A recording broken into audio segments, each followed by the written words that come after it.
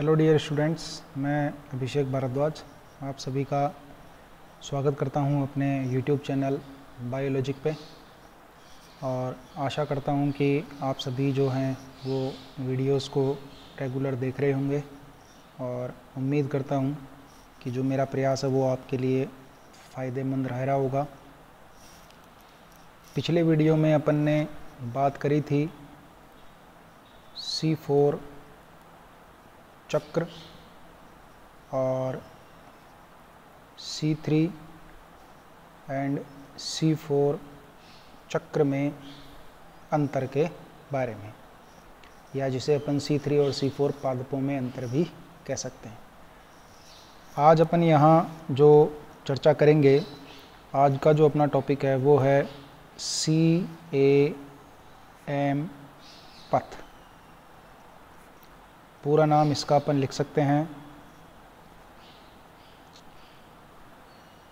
क्रैसुलेशियन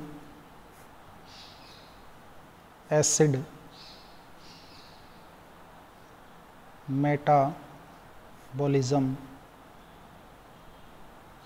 pathway. Hindi में मैं अलग से लिख देता हूँ, क्रैसुलेशियन अम्ल उपापचय पथ। ये भी C3 और C4 जो चक्र है उसी की तरह कार्बन डाइऑक्साइड के स्थिरीकरण, या जिसको हमने स्वांगीकरण नाम दिया था, उसका एक वैकल्पिक पथ है। विशेष बात यह है कि अगर इसकी खोज की बात करें तो इसके जो खोजकर्ता थे या इसको जो बताने वाले जो वैज्ञानिक थे वो थे रूहानी, और इन्होंने इसको सीडम नामक एक प्लांट था, पी साइलेंट है यहाँ, सीडम यहाँ लिख देता हूँ मैं, सीडम जो नामक एक पादप है उसमें इसको देखा था। और साथ ही इन्होंने इसको क्रैसुलेशियन एसिड मेटाबॉलिज्म के साथ साथ इसको एक नाम और दिया था, dark fixation of carbon dioxide. यानी कि रात्रि के दौरान ये मेनली जो प्रोसेस है वो देखी जाती है और इसीलिए इसको dark fixation of carbon dioxide भी कहते हैं। इसके अलावा सर्वप्रथम इसका जो अध्ययन है जिस पौधे में किया गया उस पादप का नाम है क्रैसुला।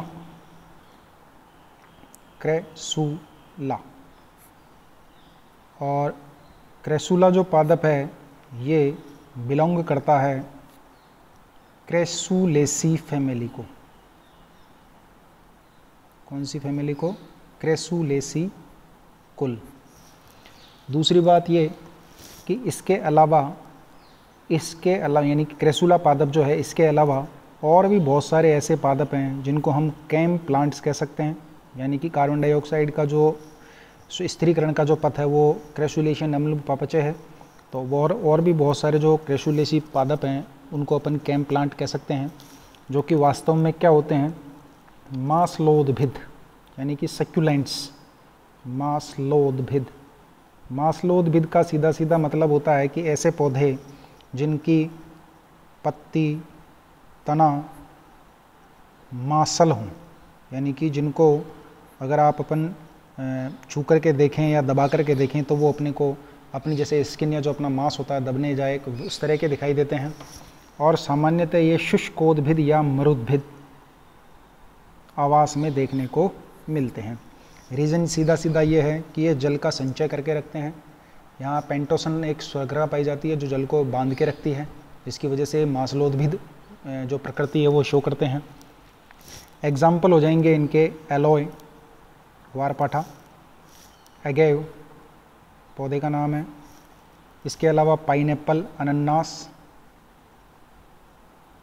इसके अलावा ब्रायोफिल्लम जिसको आप कॉमन भाषा में पत्थर चट्टा।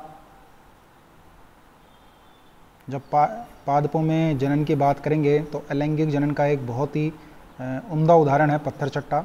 इसकी पत्तियों के किनारों पर अपस्थानिक कलिकाएं विकसित होती हैं जो कि टूट करके ज़मीन में गिर जाती हैं, तो वो एक नए पौधे का क्या करती हैं, निर्माण करती हैं। आगे अपन इसके बारे में चर्चा करेंगे। इसके अलावा ओपनशिया, जो कि नागफनी को अपन कहते हैं, यहाँ लिख देता हूँ मैं, याद रह जाएगा आपको। 2-3 प्लांट्स के नाम जो हैं वो आपको याद रखने हैं। अब ख़ास बात यह है कि ये जो पौधे हैं इनमें स्कॉटोएक्टिव यानी कि रंध्र जो हैं इनके वो होते हैं स्कॉटोएक्टिव प्रकार के रंध्र पाए जाते हैं। और इन रंध्रों की जो विशेषता है वो ये कि ये रात्रि के समय खुलते हैं और दिन के समय बंद रहते हैं। अब ऐसा क्यों होता है? क्योंकि मैंने आपको बताया कि ज़्यादातर मरुद्भिदी आवास में देखने को मिलते हैं, तो ऐसे पौधों में रंध्रों का ये जो पाया जाना है वो वाष्पोत्सर्जन की दर को, वाष्पोत्सर्जन जो ट्रांसपिरेशन है उसकी दर को कम करने के लिए होता है। तो वाष्पोत्सर्जन की दर को कम करने के लिए इनमें स्कॉटोएक्टिव प्रकार के रंध्र पाए जाते हैं जो कि रात्रि में खुलते हैं और दिन के समय क्या रहते हैं, बंद रहते हैं। तो ऐसी स्थिति में ये जो पादप हैं उनमें दिन के समय और रात्रि के समय अलग अलग प्रक्रियाएं संपन्न होती हैं और ये इनका एक प्रकार का पारिस्थितिक यानी कि इकोलॉजिकल और साथ ही साथ कार्यिकीय, पारिस्थितिक और साथ ही साथ कार्यिकीय क्या होता है, अनुकूलन होता है। पारिस्थितिक अनुकूलन इस प्रकार से कि मरुद्भिदी आवास में पाए जाते हैं और कार्यिकीय अनुकूलन इस प्रकार से क्योंकि जो रंध्रों के खुलने और बंद होने की जो प्रक्रिया है वो एक फिजियोलॉजिकल प्रोसेस है जो कि पादपों में, जिनके बारे में अपन ने पिछले चैप्टर में पढ़ा है, रंध्रों के खुलने और बंद होने की जो प्रोसेस है उसके बारे में, तो इसलिए इसको इको फिजियोलॉजिकल एडेप्टेशन भी कहा जाता है, जो कि वाष्पोत्सर्जन की दर को क्या होता है, कम कर देता है। अब यहाँ जो मेन घटना घटित होती है वो क्या होती है कि रात्रि के समय, यानी कि मैं यहाँ लिख देता हूँ नाइट और यहाँ लिख देता हूँ डे, यानी कि दिन के समय। दिन के समय और रात्रि के समय यहाँ जो बेसिकली जो घटना घटित होती है वो क्या होती है उसके बारे में अपन बात करते हैं कि यहाँ रात्रि के समय मैलिक एसिड,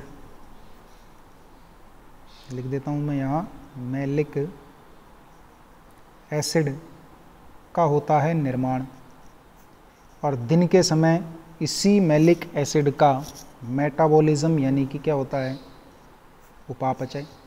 सीधा सीधा मतलब ये है कि रात्रि के समय जब रंध्र ओपन होते हैं तो बाहर से कार्बन डाइऑक्साइड को अंदर लिया जाता है और इस कार्बन डाइऑक्साइड को एसिड के रूप में यानी कि ऑर्गेनिक एसिड के रूप में, कार्बनिक अम्ल के रूप में स्थिरीकृत कर दिया जाता है जो कि क्या होता है, मैलिक एसिड। और यहाँ जो बेसिकली सारी की सारी जो प्रक्रियाएं हैं वो यहाँ पेप्को एंजाइम के द्वारा कंप्लीट कराई जाती है और जो ग्राही होता है वो फॉस्फोइनोल पाइरुवेट होता है जो कि 3 कार्बन कंपाउंड है। पिछले C4 चक्र में हमने पढ़ा था फॉस्फोइनोल पाइरुवेट जो है वो पेप्को एंजाइम की प्रेजेंस में इस कार्बन डाइऑक्साइड को ग्रहण करता है, ऑक्जेलो एसिटिक एसिड बनाता है जो कि 4 कार्बन कंपाउंड होता है और ऑक्जेलो एसिटिक एसिड के डिहाइड्रोजनेशन से जो अपने को मिलता है वो मिलता है मैलिक एसिड। अब रात्रि के समय मैलिक एसिड के रूप में इसको स्टोर करके रख लिया जाता है। रात्रि के समय जब मैलिक एसिड को स्टोर करके रख लिया जाता है तो दिन के समय जब इसकी उपापचय की प्रोसेस होती है यानी कि जो मेटाबॉलिज्म होता है उसमें यहाँ से CO2 को रिलीज़ किया जाता है। जब ये CO2 रिलीज़ होती है तो यहाँ इस CO2 का जो स्थिरीकरण है, जो स्वांगीकरण है वो RUBP के द्वारा इसको ग्रहण किया जाता है। RUBISCO रूबिस्को एंजाइम यहाँ भाग लेता है और C3 चक्र के थ्रू एंड प्रोडक्ट के रूप में ग्लूकोज का क्या कर दिया जाता है, निर्माण कर दिया जाता है। तो यहाँ अपन देखेंगे कि जो कैम प्लांट्स हैं, यहाँ जो कैम प्लांट्स हैं, इन कैम प्लांट्स में पहली बात क्रेंज शारीरिकी यानी कि जो क्रेंज एनाटॉमी है वो यहाँ देखने को नहीं मिलती। दूसरी बात C3 पादपों के तरह फोटो रेस्पायरेशन यानी कि प्रकाशिक श्वसन की प्रक्रिया भी यहाँ पर नहीं पाई जाती। दूसरी बात ये कि C4 प्लांट्स में हमने देखा था कि डाइमॉर्फिक क्लोरोप्लास्ट पाए जाते हैं, यानी कि कौन से क्लोरोप्लास्ट पाए जाते हैं, द्विरूपी क्लोरोप्लास्ट पाए जाते हैं, जो अलग अलग कोशिकाओं में होते हैं। मेसोफिल सेल्स में अलग होते हैं, बंडल शीथ सेल्स में अलग होते हैं। तो लेकिन यहाँ जो है केवल और केवल मेसोफिल सेल्स होती हैं। कौन सी सेल्स होती हैं? मेसोफिल सेल्स, यानी कि पर्ण मध्योतक कोशिकाएं होती हैं। और इन्हीं पर्ण मध्योतक कोशिकाओं में C4 एंड C3 दोनों प्रकार की जो साइकिल्स हैं या जो रिएक्शंस हैं वो एक ही प्रकार की कोशिकाओं में क्या होती हैं? संपन्न होती हुई देखने को मिलती हैं। ये इनकी एक विशेषता है। जहाँ पे मेन जो बात वो ये है कि रात्रि के समय, यानी कि रात्रि के समय कार्बन डाइऑक्साइड का क्या किया जाता है? स्थिरीकरण किया जाता है। और स्थिरीकरण के फलस्वरूप मैलिक एसिड का निर्माण किया जाता है। तो यहाँ आपको याद रखना है कि कार्बन डाइऑक्साइड का स्थिरीकरण होता है और मैलिक एसिड का क्या किया जाता है? निर्माण किया जाता है। दूसरी बात यह कि कैम प्लांट्स में फर्स्ट जो कार्बन डाइऑक्साइड ग्राही है, यानी कि जो प्रथम कार्बन डाइऑक्साइड ग्राही है वो होता है PEP। इसका पूरा नाम पीछे भी आपको बताया गया था, फॉस्फोइनॉल पाइरुवेट, फॉस्फोइनॉल पाइरुवेट। दूसरी बात कि यहाँ जो मेन एंजाइम है या जो मुख्य एंजाइम भाग लेता है वो लेता है पेप्को, फॉस्फोइनॉल पाइरुवेट कार्बोक्सिलेज। दूसरी बात कि यहाँ सेकंड कार्बन डाइऑक्साइड ग्राही, यानी कि जैसा कि मैंने यहाँ भी बताया आपको कि रात्रि के समय CO2 को अंदर लिया, पेप के द्वारा ग्रहण किया गया, फॉस्फोइनॉल पाइरुवेट के कार्बोक्सिलेशन के फलस्वरूप 4 कार्बन कंपाउंड के रूप में ऑक्जेलो एसिटिक एसिड बनाया गया। इसके डीहाइड्रोजनेशन से मैलिक एसिड का निर्माण किया गया। ये मैलिक एसिड टोनोप्लास्ट झिल्ली द्वारा परिबद्ध जो संरचना पादप कोशिकाओं की मुख्य विशेषता के रूप में पाई जाती है रिक्तिका, उसमें स्टोर रहता है। दिन के समय जब इसका उपापचय क्रिया होती है तो ऑक्सीडेशन के फलस्वरूप यहाँ से कार्बन डाइऑक्साइड रिलीज की जाती है, जो सेकंड कार्बन डाइऑक्साइड ग्राही जो कि क्या होता है RUBP, राइबुलोज 1,5 बिसफॉस्फेट या बाइफॉस्फेट के द्वारा इसको ग्रहण किया जाता है। और ग्रहण करने की प्रक्रिया को प्रेरित करने वाला जो मुख्य एंजाइम होता है वो होता है रुबिस्को। कौन सा एंजाइम होता है? रुबिस्को, जो कि कार्बोक्सिलेज एंड ऑक्सीजनेज एक्टिविटी दोनों शो करता है। इसके बाद में यहाँ अगर अपन बात करें तो आपको मेन जो बात है वो यही याद रखनी है कि कैम प्लांट्स में एक प्रकार से इस प्रकार की व्यवस्था देखने को मिलती है कि रात्रि के समय रंध्र खुले होते हैं और दिन के समय रंध्र क्या होते हैं? बंद होते हैं। जहाँ रात्रि के समय कार्बन डाइऑक्साइड का स्थिरीकरण करके मैलिक एसिड के रूप में उसको फिक्स कर दिया जाता है या ऑर्गेनिक एसिड या कार्बनिक अम्लों के रूप में उसको फिक्स कर लेते हैं। और दिन के समय उसका ऑक्सीडेशन के फलस्वरूप कार्बन डाइऑक्साइड जब रिलीज होती है तो यहाँ RUBP के द्वारा उसको वापस ग्रहण किया जाता है। तो आप यहाँ देखेंगे कि जो फर्स्ट कार्बन डाइऑक्साइड है, यानी कि रात्रि के समय जो प्रक्रिया मेसोफिल सेल्स में यानी कि पर्ण मध्योतक कोशिकाओं में संपन्न जो होती है उसको अपन कह सकते हैं C4 साइकिल। और दिन के समय इन्हीं मेसोफिल सेल्स में जो प्रक्रिया संपन्न होती है वो किसके थ्रू होती है? C3 साइकिल के फलस्वरूप। और अंतिम उत्पाद के रूप में, यानी कि रात्रि के समय C4 और दिन के समय C3, और अंतिम उत्पाद के रूप में अपने को क्या मिलता है? ग्लूकोज मिलता है। तो यहाँ आप ध्यान देंगे कि दिन में रंध्रों को बंद रख करके वाष्पोत्सर्जन की दर को भी कम कर दिया जाता है और साथ ही साथ यहाँ रात्रि के समय कार्बन डाइऑक्साइड के फिक्सेशन के फलस्वरूप दिन के समय प्रकाश संश्लेषण के फलस्वरूप ग्लूकोज जो कि एंड प्रोडक्ट है, यानी कि एक प्रकार से जो भोजन के रूप में पौधों को उपलब्ध रहता है या जो पौधे जो हैं वो भोजन बनाते हैं, वो यहाँ पर निर्मित कर दिया जाता है। तो कैम प्लांट या जो कैम पाथवे है उसके लिए इतना अपने सिलेबस के अकॉर्डिंग मोर देन सफिशिएंट है। आप इसको अच्छे से अध्ययन करें। साइकिल अगर आप बनाना चाहें तो जो अपन ने C4 साइकिल में इस तरह से बनाया है जो डायग्राम, जिसमें अपन ने एक तरफ मेसोफिल सेल शो की हैं, एक तरफ बंडल सेल्स शो की हैं, तो यहाँ आपको बंडल शीथ और मीजोफिल सेल्स लिखने की ज़रूरत नहीं है, केवल अपन क्या लिखेंगे, मीजोफिल सेल्स लिखेंगे। यहाँ आपको केवल अंतर इतना ही करना है कि एक प्रोसेस में, दोनों में सेम ही प्रोसेस है। एक दिन के समय यानी कि जिसमें आप दिन दिखाएं उसमें आपको रंध्र बंद रखने हैं और वहाँ ऑक्जेलो एसिटिक एसिड से मैलिक एसिड बनाते हुए उस मैलिक एसिड के डीकार्बोक्सिलेशन के फलस्वरूप जो कार्बन डाइऑक्साइड मुक्त होती है उसको RuBP के द्वारा ग्रहण करवाना है।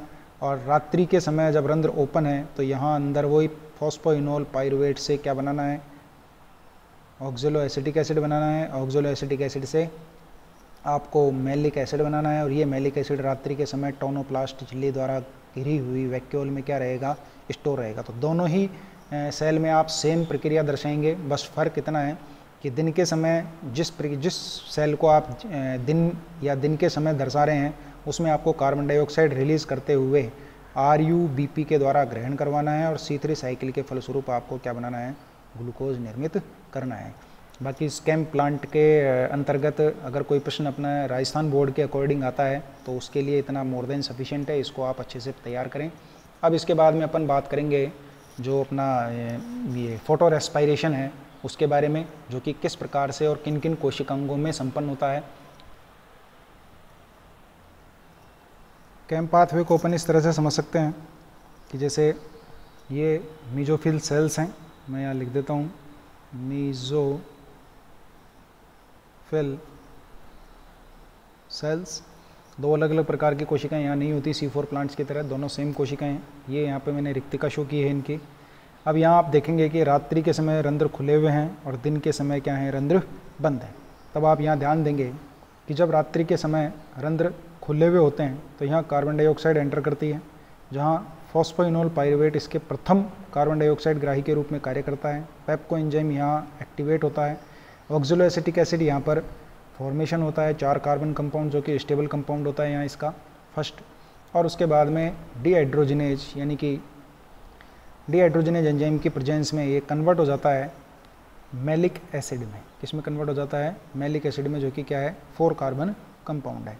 अब यहाँ ये मैलिक एसिड स्टोर रहता है किसमें, टोनोप्लास्ट या अपने रिक्तिका में, जो टोनोप्लास्ट मेम्ब्रेन बाउंड स्ट्रक्चर है। अब दिन के समय जब ये रात्रि के समय तो इसको जितनी भी कार्बन डाइऑक्साइड आएगी उसको इसी प्रकार से क्या कर दिया जाएगा, फिक्स कर दिया जाएगा, यानी कि ऑर्गेनिक एसिड के रूप में उसको स्थिरीकृत कर दिया जाएगा। अब दिन के समय क्या होता है, दिन के समय यही जो मैलिक एसिड है जो मेलेटाइन्स के रूप में अवेलेबल होता है, ये बाहर निकलता है, यानी कि या ट्रांसपोर्ट किया जाता है इसका आउट ऑफ साइटोप्लाज्म में, और वहाँ इसका ऑक्सीडेटिव डीकार्बोक्सिलीकरण यानी ऑक्सीकारी विकार्बोक्सिलीकरण होता है। ऑक्सीकारी विकार्बोक्सिलीकरण में एंजाइम जो भाग लेता है, मैंने शॉर्ट में लिखा है MDH, जिसका पूरा नाम है मैलेट डिहाइड्रोजिनेज। NADP से NADPH2 का निर्माण होता है। डीकार्बोक्सिलेशन के फलस्वरूप कार्बन डाइऑक्साइड रिलीज होती है और ये कार्बन डाइऑक्साइड RuBP के थ्रू ग्रहण किया जाता है। एंजाइम यहाँ पर भाग लेता है RuBISCO और इस प्रकार से ये एंटर कर जाता है किसमें, C3 साइकिल में, जहाँ पे एंड प्रोडक्ट अपने को क्या मिल जाता है, ग्लूकोज मिल जाता है। अब यहाँ से जैसे ये कार्बन डाइऑक्साइड निकली तो 3 कार्बन कंपाउंड के रूप में पायरुविक एसिड बनता है। अब ये पायरुविक एसिड क्या होता है, पायरुविक एसिड का इसका जिसको अपन कह सकते हैं फॉस्फोरिलेशन, जिसमें मतलब PPD के पायरुवेट फॉस्फो डाइकाइनेज जो एंजाइम है उसकी प्रेजेंस में ATP का यूज़ होता है और फॉस्फोइनोल पायरुवेट, जो कि दोबारा रात्रि के दौरान कार्बन डाइऑक्साइड के स्थिरीकरण में भाग लेने वाला या प्रथम ग्राही के रूप में कार्य करता है, उसका निर्माण कर दिया जाता है।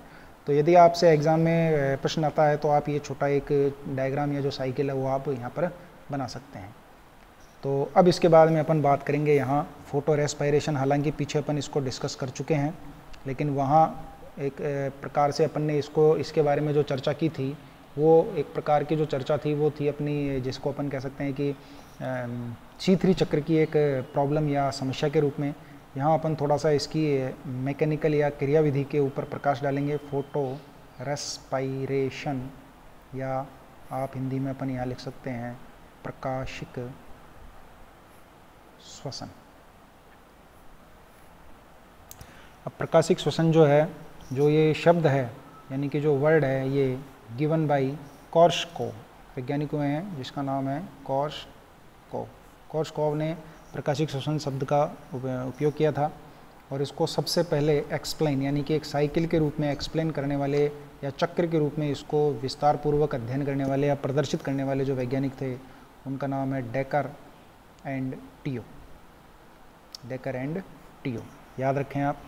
इसके अलावा इसको C2 चक्र, क्योंकि उत्पाद के रूप में 2 कार्बन कंपाउंड फॉस्फोग्लाइकोलेट बनता है, फॉस्फोग्लाइकोलेट का निर्माण होता है, इसलिए इसको C2 चक्र भी कहते हैं। और इसके अलावा जो कि फॉस्फोग्लाइकोलेट बनता है इसलिए इसको फॉस्फोग्लाइकोलेट पाथवे भी कहा जाता है। इसके अलावा दूसरी चीज़ जो आपको याद रखनी है वो ये कि यहाँ मतलब एक्चुअल में प्रकाशिक श्वसन क्या है कि लाइट या सनलाइट जिसको हम कह सकते हैं कि प्रेजेंस में यानी कि उसकी उपस्थिति में रुबिस्को एंजाइम द्वारा ऑक्सीजिनेज एक्टिविटी शो करना या ऑक्सीजिनेज सक्रियता दर्शाना ही वास्तव में क्या है, प्रकाशिक श्वसन है। तो ये आप याद रखें। अब इसी के बारे में अपन ने पीछे पढ़ा था वारबर्ग इफेक्ट।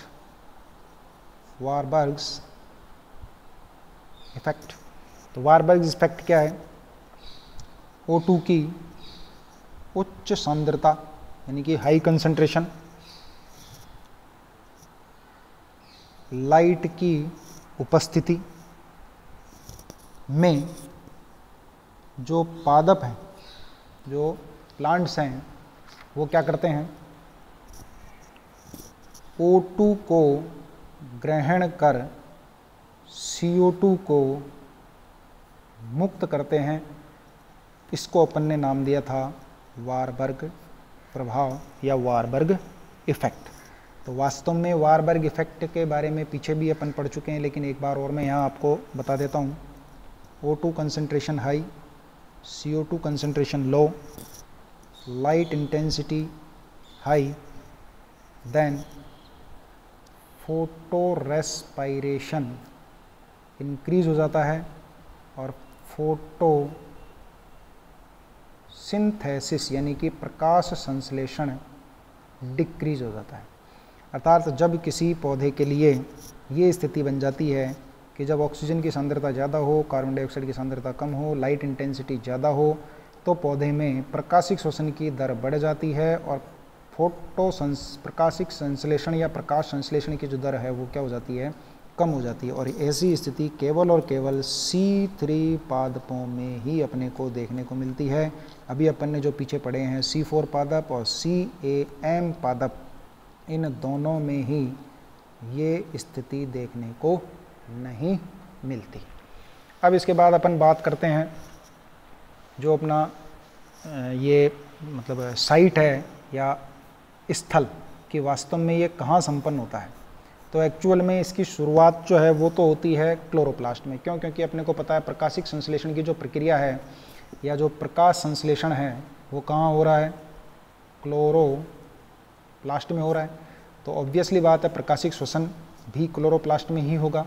लेकिन वास्तविक तौर पर यहाँ 3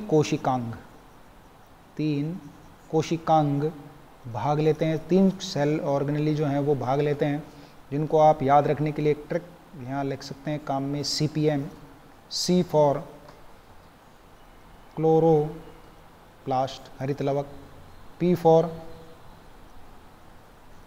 peroxisome and M for mitochondria. ये 3 कोशिकांग हैं जिनमें प्रकाशिक श्वसन की जो प्रक्रिया है वो संपन्न होती है।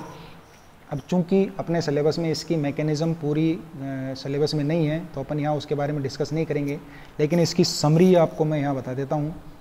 जैसे कि यहाँ मैं लिख देता हूँ क्लोरोप्लास्ट, पेरोक्सीसोम एंड माइटोकॉन्ड्रिया। जब ये साइकिल कंप्लीट हो रहा होता है या साइकिल चल रहा होता है तो उस समय यहाँ अनेक प्रकार के मध्यवर्ती उत्पाद बनते हैं, जहाँ पे प्रथम मध्यवर्ती उत्पाद के रूप में या फर्स्ट जो कंपाउंड निर्मित होता है उसका नाम होता है ग्लाइकोलेट, फॉस्फोग्लाइकोलेट, जो कि कितने कार्बन कंपाउंड होता है, 2 कार्बन कंपाउंड। आगे जा कर के पेरोक्सीसोम में जब इसको स्थानांतरित किया जाता है तो यहाँ एमिनो एसिड, ग्लाइसिन और साथ में H2O2 हाइड्रोजन पेरोक्साइड, या जिसको अपन लिख सकते हैं यहाँ पेरोक्साइड का निर्माण होता है। इसी तरह से जब आगे जा कर के ये चक्र माइटोकॉन्ड्रिया में एंटर करता है तो वहाँ जा कर के सेरिन, ये भी एक प्रकार का एमिनो अम्ल है, और साथ में NH3 यानी कि अमोनिया, ये निर्मित होते हैं। तो इस प्रकार से ये तीनों जो चक्र हैं, यानी कि जो तीनों कोशिकांग हैं, ये मिलकर के इस प्रकाशिक श्वसन की प्रक्रिया को कंप्लीट करवाते हैं। चूँकि आपको पता है कोशिकांग जो है, जो अपना माइटोकॉन्ड्रिया है, वो मेनली रेस्पायरेशन से रिलेटेड कोशिकांग है, तो माइटोकॉन्ड्रिया का आना ऑब्वियसली यहाँ पर शामिल होना ज़रूरी है। अब इसके बाद में यदि अपन बात करें तो यहाँ जो पेरोक्साइड बनता है ये विषैली प्रकृति का होता है, यानी कि इसकी जो नेचर होती है वो होती है टॉक्सिक। तो ऐसी स्थिति में इसका डिग्रेडेशन यानी कि इसका अपघटन करने के लिए एंजाइम पाए जाते हैं। आपने पेरोक्सीसोम जो 11th क्लास में कोशिकांग पढ़े हैं उसमें आपको मैंने बताया था, या आपने पढ़ा होगा, पेरोक्सीडेज जो एंजाइम है, या जिसे हम कह सकते हैं कैटालेज या कैटालेज, ये जो एंजाइम है ये इसका क्या कर देता है, अपघटन कर देता है। अब इसके बाद में यदि अपन बात करें तो यहाँ जैसे सेरिन, हालांकि आपके मतलब अपने 12th लेवल के अकॉर्डिंग कोई ज़्यादा इंपॉर्टेंट चीज़ नहीं है, फिर भी मैं आपको बता देता हूँ कि 2 मॉलिक्यूल जो हैं ग्लाइसिन के, वो एक मॉलिक्यूल बनाते हैं किसका, सेरिन का, एमिनो एसिड है जो कि। तो ये कोई ज़्यादा विशेष बात नहीं है। आपको प्रकाशिक श्वसन के बारे में जो C3 चक्र के दौरान पढ़ाया गया है वो तो याद रखना है। उसके अलावा आपको जो 2 अलग अलग चीज़ें मैंने बताई हैं, वर्ड शब्द पहले दिया कोर्शकोव ने, एक्सप्लेन इसको, यानी कि इन तीनों कोशिकांगों में संपन्न होने वाली जो अभिक्रियाएं हैं उनको एक चक्र के रूप में दर्शाने का जो काम सबसे पहले किया वो डेकर और टियो ने किया, और इसके बाद में इसको C2 चक्र भी कहा जाता है, और इसके अलावा फॉस्फोग्लाइकोलेट पाथवे भी इसको कहते हैं। ऑक्सीजनेज एक्टिविटी शो करता है कौन, रुबिस्को एंजाइम, जिसकी वजह से यहाँ ये प्रक्रिया संपन्न होती है। वार्बर भट्ट ने बताया जो मेन चीज़ आपको याद रखनी है वास्तविक तौर पर प्रकाशिक श्वसन क्या है, ऑक्सीजन की उच्च सांद्रता, कार्बन डाइऑक्साइड की निम्न सांद्रता, और साथ में अपनी जो ये लाइट की जो हाई इंटेंसिटी है उसकी वजह से C3 पादपों में फोटोसिंथेसिस की दर कम हो जाती है, जबकि प्रकाशिक श्वसन की दर क्या हो जाती है, बढ़ जाती है। आपसे स्थल पूछा जा सकता है, तो स्थल में आप याद रखेंगे 3 अलग अलग कोशिकांगों में संपन्न होता है, हरित लवक, पेरोक्सीसोम और माइटोकॉन्ड्रिया।